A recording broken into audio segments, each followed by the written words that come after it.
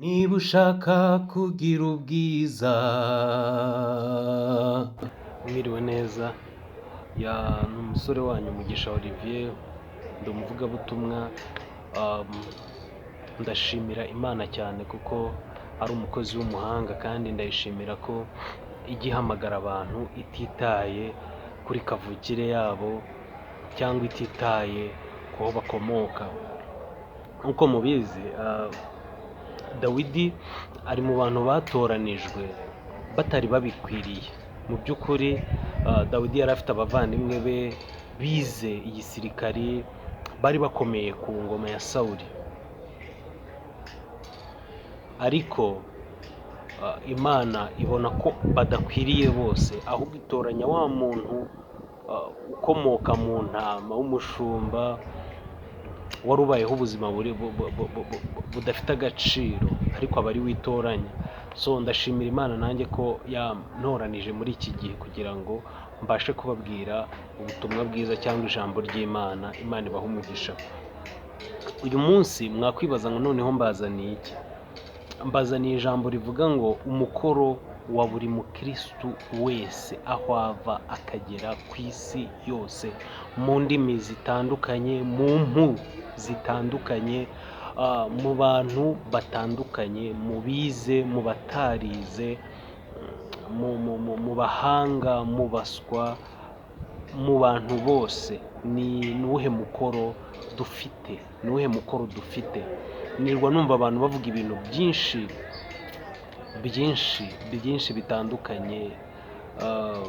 bitandukanye, ariko ndashaka ko tuvugana uyu munsi, tukavugana ku mukoro cyangwa ku kintu tugomba, ikintu Yesu yadusigiye atubwira ngo iki kintu murasabwa cyangwa murategekwa kugikora. Nicyo tugiye kuganira, tuvugane umukoro wacu, umukoro wa buri mukirisitu. Umuntu wese uzi ko ari umukirisitu wabatijwe akizera Yesu Kristo, iki kintu kirakureba. Ahantu uri hose, waba uri i Burayi, waba uri muri Afurika, waba uri muri Australia, waba uri muri Amerika, iki kintu ndi kuvuga no muri Asia kirakureba niba witwa umukirisitu. Reka dusome ijambo ry'Imana muri Matayo ibice 28, dusome ku murongo wa 18 tugeze ku wa 20. Ibintu ukuntu ndi kubisoma, mumbabarire mwumve iri jambo. Nimara kuryumva mukore ibyo ridusaba, kuko nta kindi wowe waremewe no gukora iki kintu ngiye kukubwira. Nta yindi nyungu Imana igufitemo atari ugukora iki kintu ndi kukubwira. Birashoboka ko wakiza abarwayi, ukaba uri umuhanuzi ukomeye, ugahanura ibintu bikanasohora vuba. Bajya bavuga ngo bisohora bitinze, bigasohora vuba. Iki kintu niba utagikora, you're wasting your time, urata umwanya wawe. Yesu ubwe yaravuze ngo hari bamwe bazavuga ngo twahanuraga mu izina ryawe, twagiraga gutya mu izina ryawe. Niba utari kuzuza iyi nshingano cyangwa uyu mukoro, uri guta umwanya, my dear. Reka dusome. Nuko Yesu, twavuze Matayo ibice 28, duhereye ku murongo wa 18 kugeza kuri 20. Aravuga ngo nuko Yesu arabegera avugana nabo ati, nahawe ubutware bwose mu ijuru no mu isi. Nuko mugende muhindure abantu bo mu mahanga yose abigishwa, mubabatiza mu izina rya Data wa twese n'Umwana n'Umwuka wera. 20. Mubigisha kwitondera ibyo nababwiye byose, kandi dore ndi kumwe namwe iminsi yose kugeza ku mperuka y'isi. Haleluya.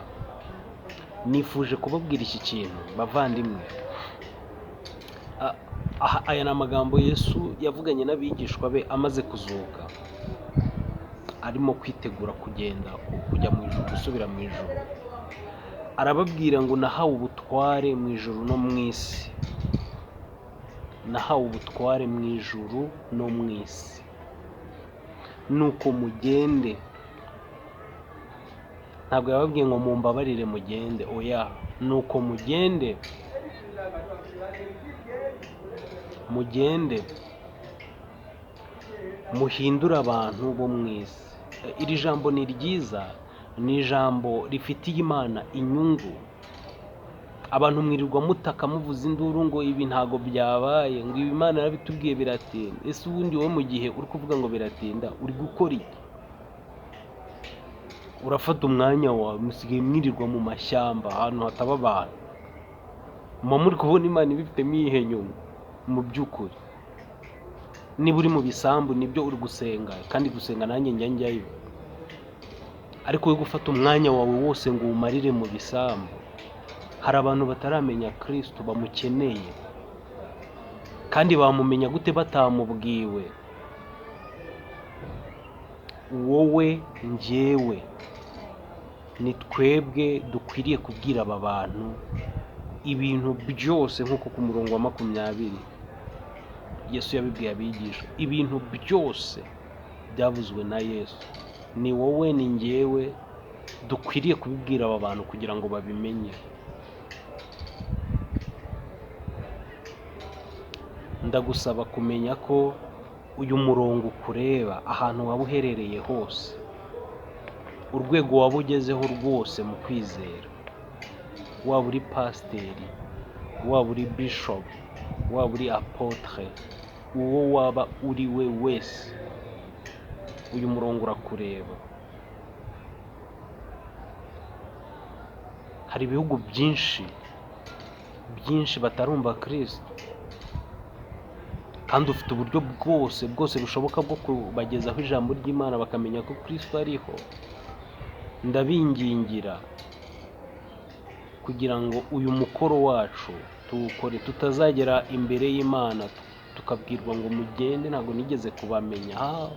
Ibaze nawe ugeze imbere y'Imana ikakubwira ngo mumve imbere mwa nkozi z'ibibi, ntabwo nigeze kubamenya, kandi wari uzi ko uri someone. Mureke tugende ahantu hose utuye, dukoresha uburyo bwose bushoboka. Ndashimira YouTube ko yahaye abantu amahirwe menshi yo kugeza ubutumwa bwiza ku isi mu buryo bworoshye. Ubu isi yabaye umudugudu, wowe uricaye aho ngaho.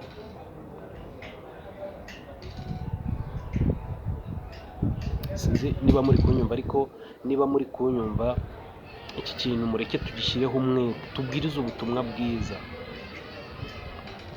mu buryo bushoboka bwose.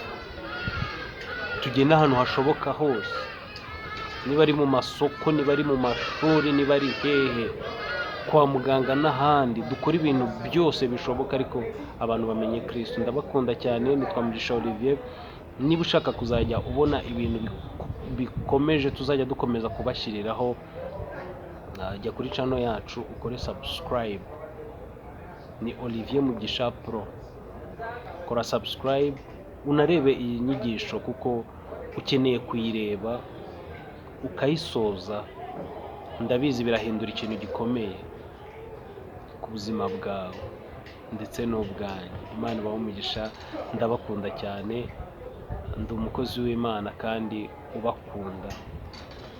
Ibuka gukora subscribe, share, ubisangiza inshuti zawe nazo zumve kuri uyu mukoro tugomba gukora. Ndabakunda cyane, murakoze.